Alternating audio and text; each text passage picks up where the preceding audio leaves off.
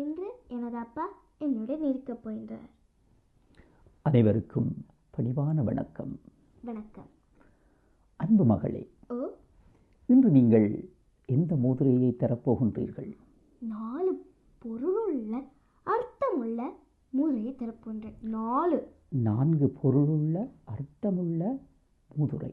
இதிலே உவமை அணியும் இருக்கின்றது இல்லையா? சரி, தாருங்கள்.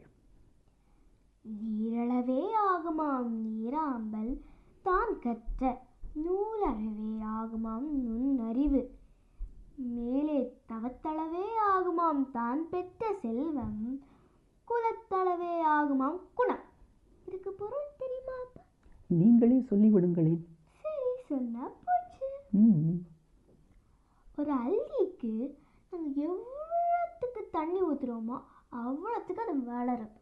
அதே போல் நாங்கள் ஒரு நூலை எவ்வளோத்துக்கு படிக்கிறோமோ அவ்வளோத்துக்கு நுண்ணறிவு வரும். ஆய்வு செய்யக்கூடிய நுண்ணறிவு, அப்படித்தான். அதே போல் நாங்கள் எவ்வளோத்துக்கு தவம் இருந்து செல்வத்தை பெற்கிறோமோ அது பிற்காலத்துக்கு பயனுள்ளதாக இருக்கும். இதுவே நாங்கள் எந்த தவமே செய்யாமல் ஒரு செல்வத்தை பெற்றால் பிற்காலத்துக்கு அது பயன் இல்லை. இது கடைசி அர்த்தம். ஒரு குழந்தை சொந்தம் தாய் தகப்பனை பார்த்து தானே வளரும். உண்மை உண்மை. அது சொந்தத்தையும் தாய் தகப்பனையும் பொறுத்து இருக்கு. அவைகள் கெட்டதை செஞ்சா அதுவும் கெட்டதை செய்யும். இதுவே அவைகள் நல்லதை செஞ்சா அது நல்லதை செய்யும். இது எவ்வளவு அழகான இனிமையான முதிரை. உண்மை உண்மை.